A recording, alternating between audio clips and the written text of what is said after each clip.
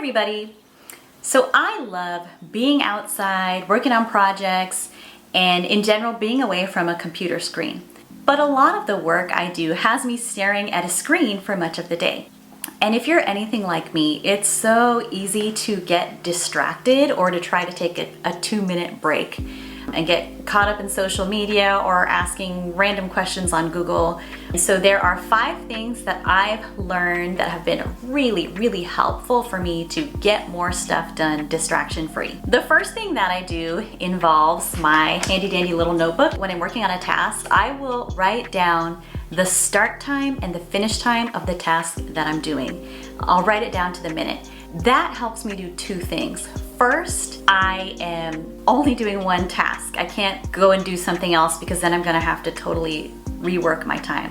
The second thing is I get a more clear picture of how long it actually takes me to do a task so I can realistically plan in the future without overestimating or underestimating the time required. The second thing I do is use a pomodoro timer or a tomato timer. So I get on Google and look for tomato timer. A website will pop up and you'll see a timer.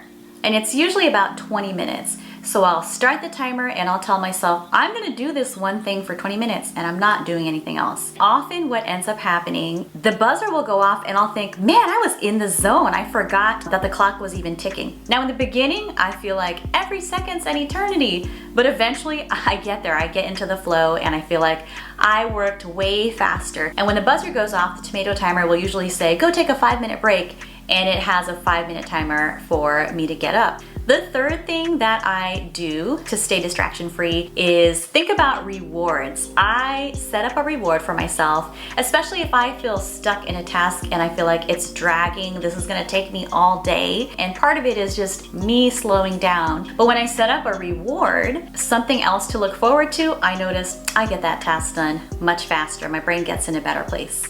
And sometimes that reward is as simple as taking a walk or getting up and having a drink of water. Or it could be eating a cupcake. Whatever works for you, try it out, see if it incentivizes you better.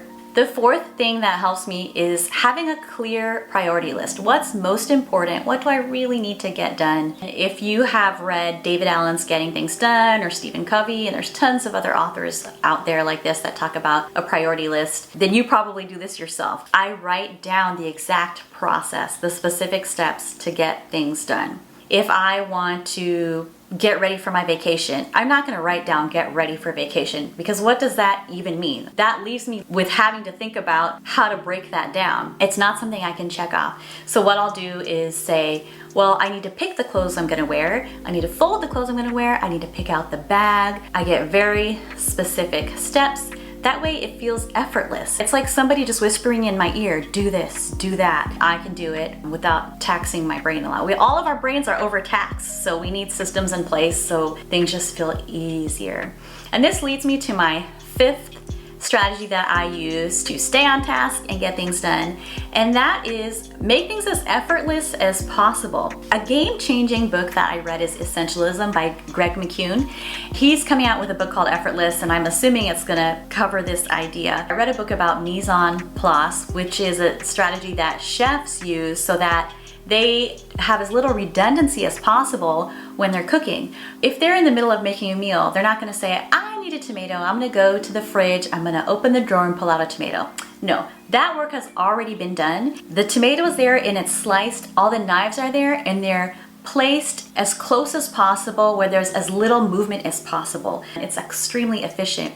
And so I've been thinking through how to do that in my own life, breaking things down into the prep for a task and the actual execution. So when I'm working, I try to have all the right materials in front of me and all the steps written. I document what I'm doing. My brain gets a break and I don't have to get confused between, well, I do it this way for this project, but I do it a different way for another project. It's effortless because it's all laid out for me. Streamline and reduce the effort required.